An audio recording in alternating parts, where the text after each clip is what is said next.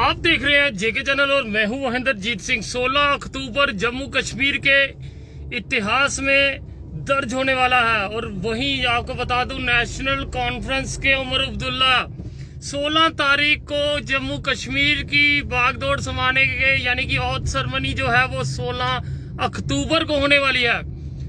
तो क्या कुछ उम्मीदें जम्मू कश्मीर के लोगों की रहेंगी चीफ मिनिस्टर से, जो मुख्यमंत्री बन के सामने आएंगे? हालांकि इलेक्शंस का दौर हर किसी ने देखा और कई चुनावी मुद्दे लेके पार्टियां सामने आई थी, मगर लोगों का रुझान जो था वो नेशनल कॉन्फ्रेंस की ओर रहा। हालांकि बीजेपी कैंडिडेट जो हैं उन्होंने जम्मू में अपनी जीत जरूर दर्ज की, मगर बाकी जगहों की बात करें तो कहीं ना कहीं एनसी जो थी वो सबसे आगे रही। और उसी के चलते उमर अब्दुल्ला जो हैं वो अब जम्मू कश्मीर के चीफ मिनिस्टर बनने वाले हैं। और 16 तारीख को एलजी मनोज सिन्हा ने उन्हें इन्विटेशन दिया कि वो औथ सेरेमनी कर जम्मू कश्मीर की बागडोर संभालें। और वहीं अब इस पर भी सियासत गरमाई हुई है कि आखिरकार अगर उमर अब्दुल्ला चीफ मिनिस्टर बन जाते हैं,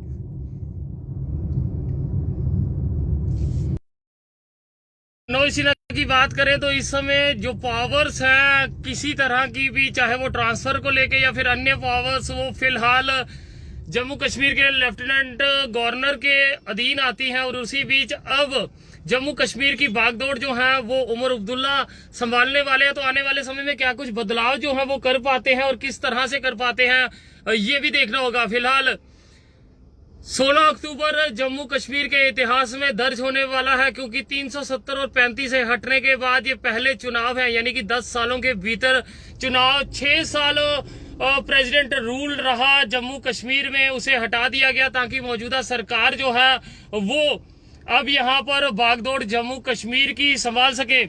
वहीं लोगों के रुझान क्या रहते हैं, लोगों के काम जो है वो किस तरह से होते हैं, ये देखने वाली बात होगी। क्या डेली वेजर्स के मुद्दे सॉल्व होंगे, बेरोजगारी जिस तरह की है वो हल हो पाएगी, किन कुछ बातों पे जो है वो काम किया जाएगा। और जिस तरह के मैनिफेस्टो हर एक पार्टी के थे, और खास अब मैनिफेस्टो जो है वो नेशनल कॉन्फ्रेंस के रहने वाले हैं, क्योंकि बागडोर उनके हाथ है, सीएम उनका है।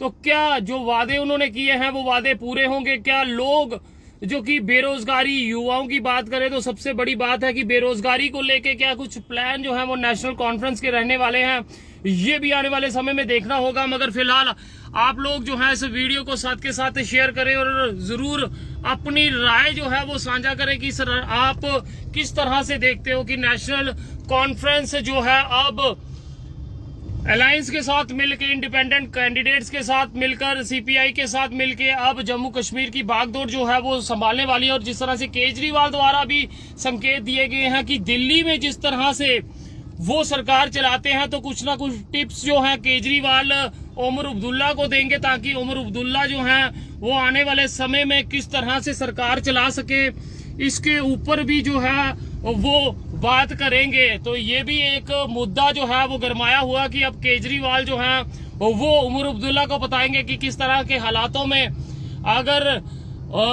केंद्र शासित प्रदेश में उमर अब्दुल्ला को सरकार चलानी है तो वो किस तरह से उन्हें चलानी होगी। तो कई बातें जो है वो निकल के सामने आ रही है, मगर जम्मू कश्मीर को उनका नया सीएम उमर अब्दुल्ला 370 और 35A हटने के बाद मिलने वाला है। तो इस बार की सियासत जो है ये इतिहास रचेगी। आखिरकार कौन कौन सा ऐसा लीडर होगा जिसके हाथ पावर्स आएंगी, और जो जम्मू के भाजपा के उम्मीदवार हैं वो किस तरह से काम करेंगे। हालांकि भाजपा द्वारा साफ कहा गया कि विपक्ष जो है इस बार काफी ज्यादा स्ट्रांग रहने वाला है, और होगा भी, क्यों नहीं, क्योंकि भाजपा की सीटें जम्मू में अधिक जरूर आई हैं, मगर सरकार बनाने के लिए पर्याप्त सीटें नहीं मिली हैं।